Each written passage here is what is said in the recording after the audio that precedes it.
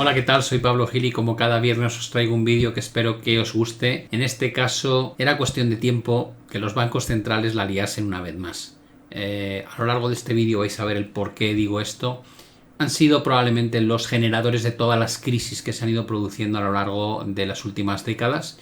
Y esta vez no va a ser distinto. Ahí tenéis la caricatura de Jerome Powell con la gran sorpresa sobre la crisis financiera y cómo Christine Lagarde siempre plantea: nosotros no tenemos ese problema, y al cabo de unos pocos meses descubrimos que simplemente llevamos un decalaje de 1 o 2 trimestres, pero volvemos a tener los mismos problemas que vive la economía americana de forma genérica. Bueno, vamos con el tema porque este es un punto crucial. Estamos en boca de todos el tema de la quiebra de estos 3 bancos en cuestión de una semana, las dudas sobre lo que pueda ocurrir en adelante, qué pasa con los bancos centrales y la inflación, van a dejar de luchar contra ella, las expectativas de tipos han cambiado de forma radical. Creo que están en una situación de entre una espada y la pared. No se sabe muy bien qué opción van a tomar, pero cualquiera de las que tomen probablemente va a ser muy problemática. Así que adelante con el vídeo. Y empezaremos por hablar de por qué digo que cada vez que los bancos centrales llevan a cabo política de tensionamiento monetario acaban generando un gran problema. Bueno, aquí veis la historia de los tipos de interés en Estados Unidos a lo largo de los últimos 50 años y, como podéis observar, 45 o 50 años, cada vez que ha habido unas subidas de tasas de interés muy agresivas han acabado provocando la crisis del petróleo, la quiebra del banco de Continental Illinois, la crisis de ahorro y préstamos, la quiebra del condado de Orange, la crisis de renta fija, la crisis de long term capital, el pinchazo de la burbuja.com, el pinchazo de la burbuja inmobiliaria y la crisis financiera, la rabieta, que se llama taper tantrum, hace referencia a la rabieta del mercado cuando la Fed intentó devolver los tipos a un punto de equilibrio, y, como no, ahora la crisis bancaria. Son tantos los ejemplos de cómo cada ciclo de subidas de tasas de interés ha terminado sistemáticamente en un evento problemático, llamémoslo crisis, recesión, etcétera, etcétera, que esta vez parece poco probable que no vaya a suceder una vez más. Las subidas de tipos tienen 2 efectos. El primero es que encarece el coste del endeudamiento y eso hace que se reduzca la tasa de crecimiento en términos de PIB. Y no es un problema siempre y cuando acabe siendo un aterrizaje suave o un soft landing, que dicen ahora los bancos centrales, pero la realidad es que casi nunca consiguen ese soft landing y acaban provocando recesiones económicas. Por otro lado, también impactan negativamente en el capital de los bancos porque reduce el valor de su colateral. Eso lo explicaré un poquito más adelante. Y no es un problema grave siempre y cuando no provoque un problema de insolvencia. Vivimos en un sistema financiero de reserva fraccionaria. ¿Qué significa esto? Básicamente que los bancos solo están obligados a mantener una fracción de sus depósitos disponibles para sus clientes. O dicho de otra manera, todo el dinero que entra en el banco, tan solo una pequeña porción se queda realmente disponible para atender la salida de dinero de sus clientes. El resto no queda ahí, sino que se utiliza para otras cosas. Ahora también hablaremos de esto. ¿Por qué se hace este sistema y por qué funciona? Pues porque nadie espera que los clientes quieran retirar simultáneamente su dinero del banco. Es decir, de alguna manera nadie espera que haya una afluencia masiva de todos los clientes de un banco queriendo retirar a la vez su dinero. Si eso pasa, nos enfrentamos a una situación como la del Corralito en Argentina y, por supuesto, lo que se vivió en un momento dado durante la crisis financiera del año 2008. Esto hace referencia a una paradoja que conocemos con el nombre de estabilidad-inestabilidad, que lo que dice es que todos los jugadores se supone que son racionales y gracias a esa racionalidad implica que van a evitar la destrucción total. O dicho de otra manera, los jugadores actúan racionalmente y nadie presiona el gran botón rojo porque damos por hecho que al hacerlo todos salimos perdiendo.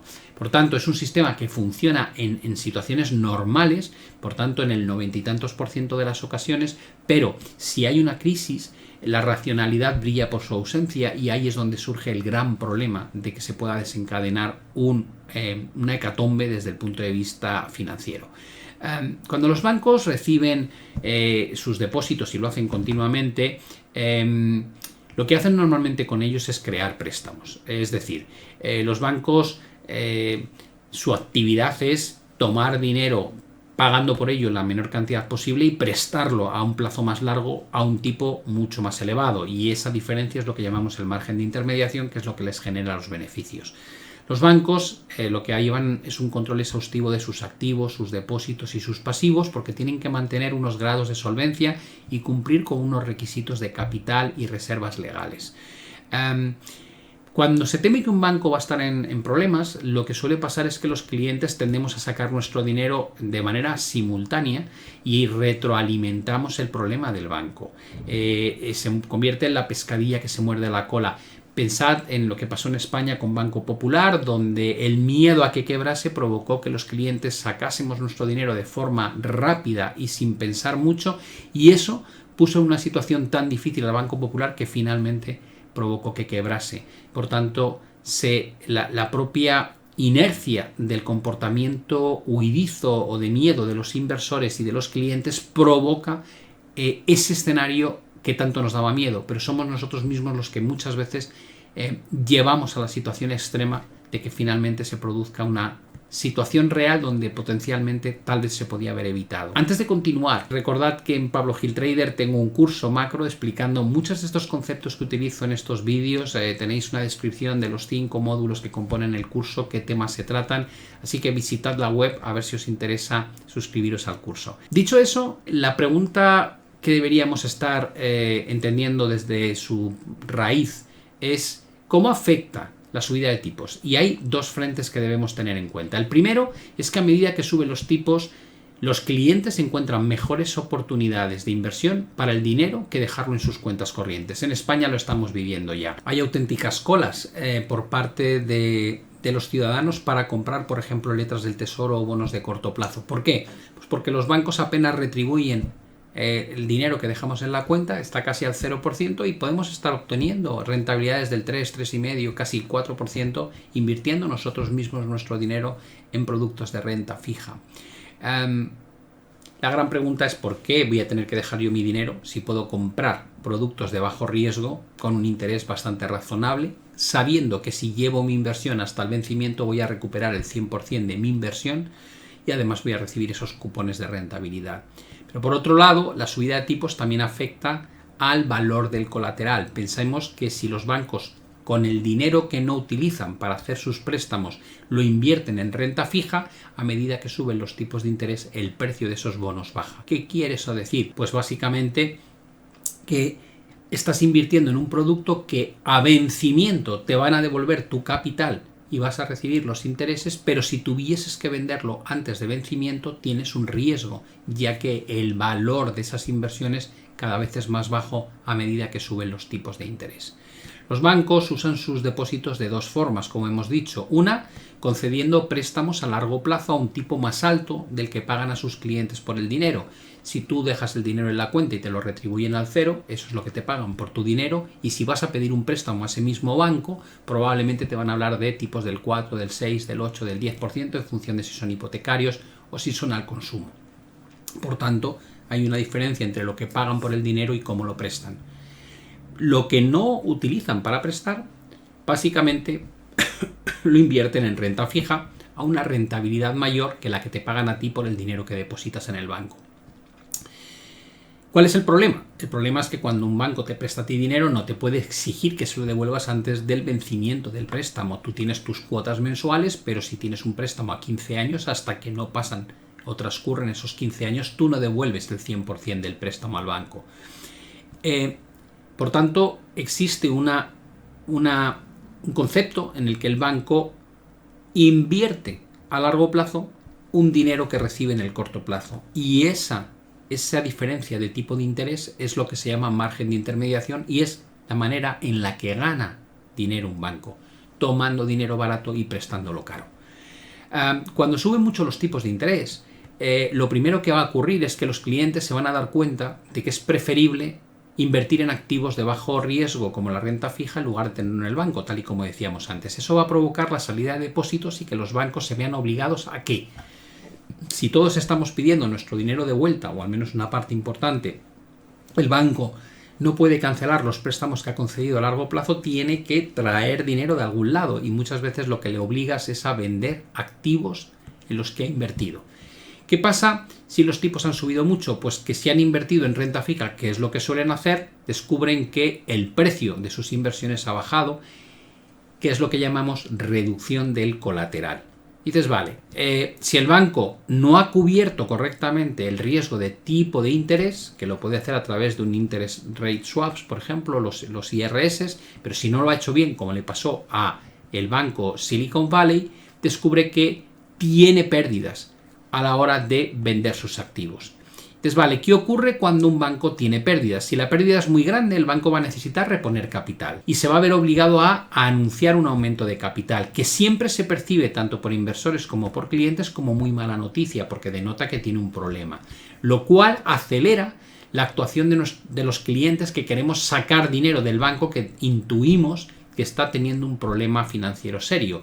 Y eso lo que hace es acelerar el problema en el que se ha metido el banco previamente por las subidas de tipos de interés. El coste del pago de la deuda no ha hecho más que crecer desde febrero de 2022, cuando la Fed empezó a subir las tasas de interés, y se va a convertir en un problema cada vez mayor. Este problema afecta a todo: el pago de la deuda del gobierno, el pago de la deuda de las empresas, el pago de la deuda de los ciudadanos. ¿Cuál es el dilema al que se enfrenta la Reserva Federal? Que tiene que seguir subiendo los tipos de interés a fin de conseguir frenar las presiones de inflación, con lo cual este problema de aquí está todavía sin controlar, pero por otro lado está disparando el coste del pago de intereses sobre la inmensa deuda que existe en el sistema en este momento. Por tanto, se encuentra en una situación en la que, si sigue aumentando las tasas de interés para controlar la inflación, puede generar mayores problemas en el sector bancario, pero si no toma la opción de luchar contra la inflación subiendo más las tasas de interés, lo que se puede enfrentar es a que la inflación siga descontrolada durante no unos meses más, sino durante unos cuantos años. Eso haría que perdiese credibilidad, porque uno de los mandatos de la Fed es la estabilidad de precios y, por supuesto, el pleno empleo. Pero el pleno empleo ya lo tiene. Por tanto, su único objetivo ahora mismo, realmente importante, es devolver la inflación al 2%. Y va a ser difícil que eso ocurra si, en lugar de seguir subiendo tasas de interés, deja de hacerlo o se plantea incluso bajarlas para ayudar a los bancos. Una de las cosas que está ocurriendo es que, a medida que sube el coste de la deuda, empieza a haber impagos, es decir, ciudadanos no pueden cumplir con la devolución de los préstamos. Como veis aquí en este gráfico de Lance Roberts, por un lado están los tipos de la Reserva Federal, como están subiendo en la verde a un ritmo brutal, las tarjetas de crédito, los préstamos al consumo y otro tipo de préstamos, y todos ellos, como veis, se están disparando por arriba, lo cual quiere decir que cada vez que ha habido un ciclo reciente de subida de tasas de interés, ha acabado generando este tipo de recesión. Cada vez que ha habido un ciclo de tipo de interés tan fuerte, ha acabado generando una recesión. La subida de tipos aquí fuerte, combinada con lo que luego pasó con el COVID, generó una recesión, y la gran pregunta es si esta subida actual puede evitar que haya una recesión. A medida que se dispara el coste de la financiación, va a haber problemas por todos lados. Va a haber problemas a nivel de ciudadanía, a nivel de empresas y a nivel de gobierno. Y, por supuesto, ya estamos viendo los efectos nocivos que esto está teniendo en el propio índice del sector financiero. Y lo he traído aquí para que lo veáis, porque creo que es interesante. Dices, vale, ¿estamos viviendo una situación dramática? Digo, no, una situación dramática es lo que vivimos en 2008. Esto es 2008. Entonces, vale, ¿qué supuso 2008 para el sector financiero del S&P 500? Digo, pues una caída de un 85%, a grosso modo. Y además, fijaos de qué manera se produjo.